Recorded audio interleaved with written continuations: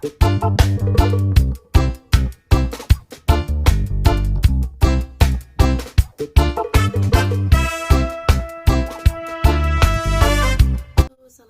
Bunda, ketemu lagi bersama saya di Bidan Pantau Channel. Di video kali ini saya ingin membahas mengenai VBAC Bunda. Jadi saya ingin share pengalaman melahirkan saya kemarin itu melalui metode VBAC.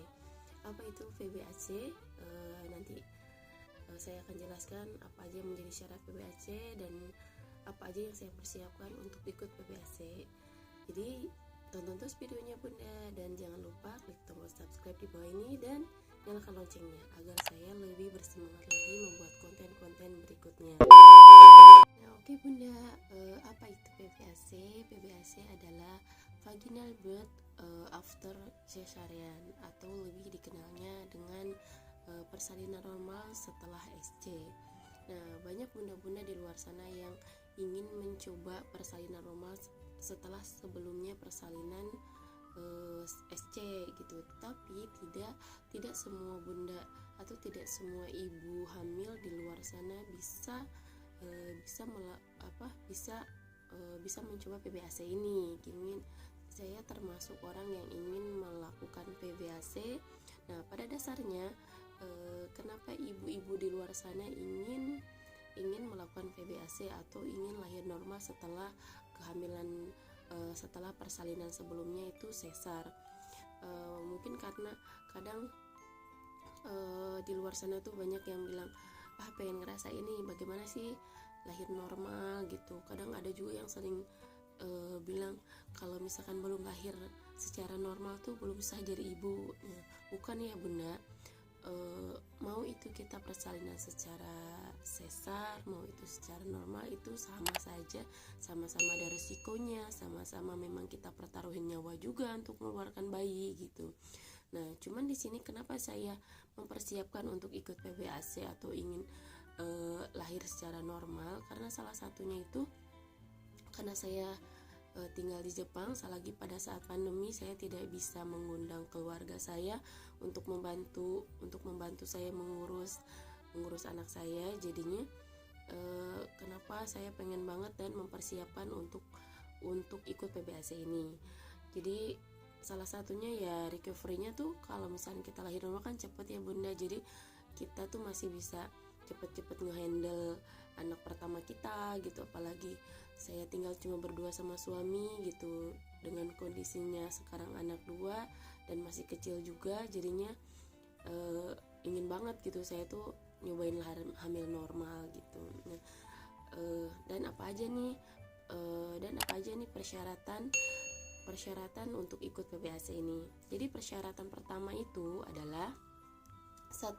Usia ibu atau usia bunda tidak boleh di atas 40 tahun ya Bunda. Kenapa? Karena di usia 40 tahun ke atas atau 40 tahun lebih itu akan beresiko, karena biasanya 40 tahun ke atas itu cenderung banyak mengalami komplikasi saat kehamilan seperti kayak darah tinggi, diabetes, dan preeklamsi. Jadi memang tidak disarankan untuk ikut PBAC. Nah, kemudian persyaratan kedua yaitu ada hamil kembar ya. Nah, kenapa hamil kembar tidak disarankan? Karena memang resikonya sangat besar, namanya juga melahirkan anak kembar gitu yang sebelumnya SC, itu kemungkinan SC laginya tuh sangat besar gitu. Jadi karena namanya kita tuh melahirkan bayi 2 dan 1 tentu akan berbeda, apalagi ingin mencoba PBAC. Jadi itu memang tidak masuk ke persyaratan PBAC itu sendiri. Nah, kemudian syarat yang selanjutnya itu pengalaman operasinya atau pengalaman persalinan sebelumnya SC-nya itu 1-2 kali Bunda, tidak boleh lebih dari 2 kali. Untuk persyaratan yang selanjutnya yaitu yang keempat ya Bunda, itu bentuk sayatan. Bentuk sayatan sebelumnya itu harus berbentuk horizontal. Horizontal itu seperti ini ya Bunda. Nah, seperti ini. Jadi Jadi jangan vertikal. Kalau vertikal tuh dari atas ke bawah seperti ini. Nah, tetapi untuk poin yang ini saya garis bawahin karena memang pengalaman saya itu bentuk sayatannya itu vertikal Bunda, yaitu dari atas ke bawah. Nah, kenapa kok tidak masuk kriteria, tapi saya bisa nih dan sukses mencoba PBAC, karena dokter yang menangani saya kemarin itu tidak melihat satu faktor saja. Jadi memang melihat dari beberapa faktor, karena memang keadaan bayinya mendukung, keadaannya ibunya mendukung, dan semuanya tidak ada kendala. Nah, itu bisa dicoba Bunda. Jadi untuk bunda-bunda di luar sana yang memiliki riwayat bentuk sayatannya vertikal, jangan berkecil hati, karena kalau faktor lain mendukung, Bunda bisa mencobanya gitu Bunda. Nah, kemudian syarat selanjutnya itu tidak memiliki masalah kesehatan. Jadi memang Bunda tidak memiliki riwayat kesehatan seperti darah tinggi, diabetes, dan sebagainya. Nah, yang terpenting yaitu adalah kondisi kehamilan Bunda dari awal pemeriksaan, dari trimester pertama, dari trimester kedua, dan trimester ketiga, keadaan Bunda dan bayinya sehat. Itu yang paling penting Bunda. Itu menjadi faktor utama karena akan menentukan Bunda bisa ikut PBAC atau Bunda bisa lahiran normal atau tidak. Nah, kemudian untuk persyaratan selanjutnya yaitu ada berat badan janinnya itu harus normal Bunda. Harus normal karena tidak disarankan untuk bayi yang makrosemia. Jadi makrosemia itu bayi besar ya, atau bayi di berat badan di atas normal. Jadi kalau sampai di atas 4 kilo itu karena jatuhnya bayi besar, jadi tidak disarankan untuk ikut PBAC. Nah, kemudian ada syarat selanjutnya yaitu posisi janin. Jadi posisi janinnya juga tentu harus normal, tidak boleh sungsang Bunda gitu. Untuk persyaratan selanjutnya yaitu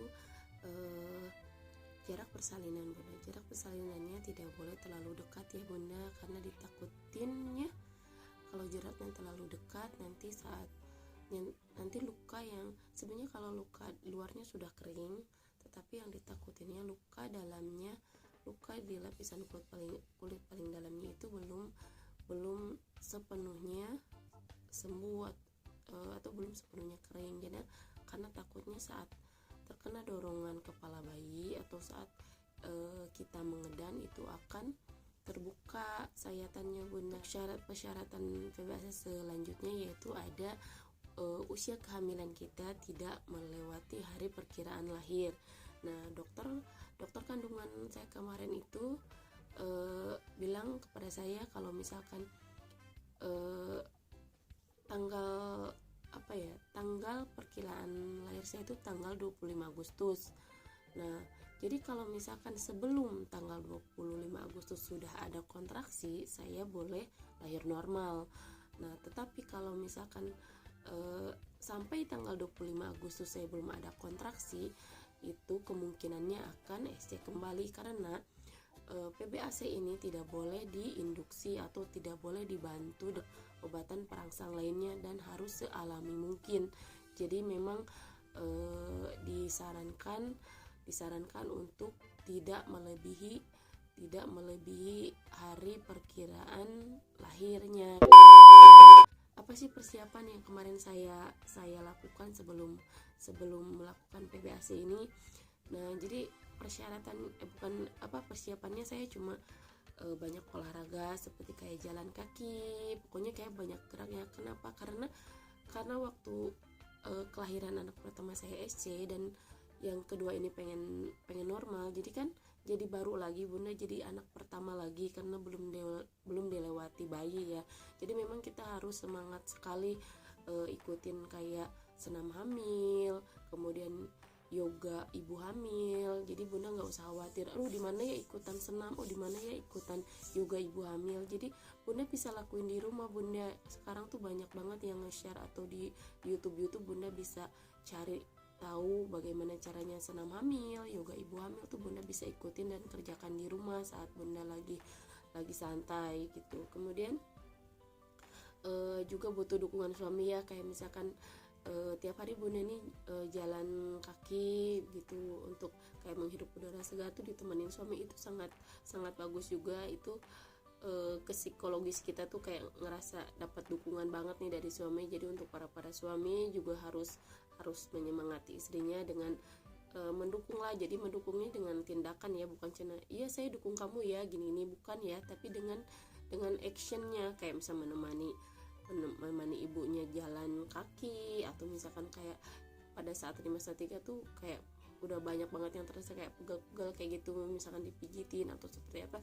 Hal-hal yang seperti itu akan berdampak positif sekali untuk ibu hamil gitu. Mempersiapkan juga ini ya bunda, pola makan. Jadi pola makan kita harus jaga. Kenapa? Jadi jangan sampai bunda ada di perut saya ada bayi nih, ada buat 2 orang makan gitu untuk saya dan untuk bayi, jadi makannya banyak banget. Jadi bukan seperti itu. Memang kalau untuk pola makan ibu hamil kan sedikit-sedikit tapi sering bunda. Kenapa nih ada yang nge-share bayinya 4 kilo tapi bisa lahir normal, misalkan bisa ikut PBAC gitu. Jadi bunda semua banyak yang nge-share pengalaman PBAC-nya tuh dengan indikasinya ini semuanya tuh pasti berbeda-beda. Tetapi bunda yang harus bunda ingat, bunda tidak boleh menyamaratakan, oh si ibu itu bayinya 4 kilo, saya juga misalkan boleh nih hamil dengan bayi 4 kilo bisa kok lahir normal. Jadi memang keadaan semua ibu hamil itu berbeda, dan kondisi ibu hamil itu juga berbeda-beda. Jadi tidak bisa disamaratakan bunda.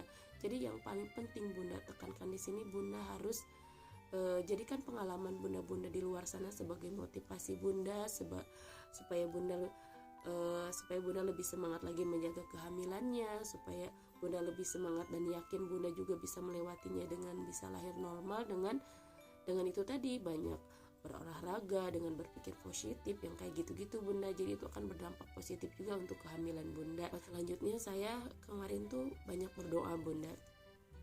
Kenapa nih kok banyak berdoa kata gitu. Jadi kenapa banyak berdoa? Karena kalau kita banyak berdoa di trimester akhir gitu, kita akan menjadi lebih sabar lagi, karena memang kita akan mencoba sesuatu yang belum pernah kita lakuin ya. Kalau misalkan karena persalinan sebelumnya kita secara SC dan akan normal. Jadi semua persalinan itu semua ada resikonya, ada resiko gagalnya juga, ada kegagalannya. Jadi dokter tidak akan pernah bisa bilang 100% pasti berhasil, tidak pernah. Tapi dokter akan mengasih tahu kita. Jadi memang pasti ada resiko kegagalannya juga kegagalannya juga. Nah, jadi kalau misalnya kita banyak berdoa, kita akan lebih sabar lagi. Dan kalau misalkan dalam kenyataannya kita kan sudah berusaha pengen banget lahir normal, pada saat kita persalinan karena ada kondisi di mana keadaannya kegawat daruratan dan dokter harus mengambil tindakan untuk SC. Nah, jadi kitanya itu tidak ngerasa bersalah atau kita tidak akan menyesal, karena ya sudah, kita memang akan lebih pasrah, lebih legowo lagi, karena memang kita sudah menyerahkan semuanya ke orang yang lebih kompeten di bagian ini gitu, yaitu kita serahin ke dokter aja gitu. Jadi mau prosesnya nanti ujungnya mau lahir CSC lagi, mau lahir normal, alhamdulillah, yaitu mah kita, karena itu cuma proses ya, cuma ini hasilnya tetap kita akan lebih mengutamakan hasilnya, yaitu ibunya juga selamat, bayinya juga sehat, itu yang lebih penting bunda. Jadi bunda untuk di luar sana, kalau misalkan sekarang lagi menunggu persalinan dan misalkan riwayatnya sama seperti saya yang kehamilan sebelumnya SC dan sekarang mau mencoba normal, itu lebih dipersiapkan lagi mentalnya. Terus kemudian jangan termakan sama omongan orang, kok ibu itu bisa lahir normal, kok saya enggak gitu ya bunda. Jadi memang semua berbeda kondisinya, semua berbeda keadaannya. Yang terpenting itu bunda, mau itu lahir normal, mau itu lahir SC, bunda adalah seorang ibu. Bunda sudah mengorbankan atau mempertaruhkan nyawa bunda untuk melahirkan seorang anak, itu tuh sama saja. Kualitas seorang ibu tidak dinilai dari bagaimana proses atau tindakan persalinannya, tapi bagaimana usaha kita untuk menjaga kehamilan, bagaimana kita berjuang untuk melahirkannya dan nanti membesarkannya. Itu yang paling penting.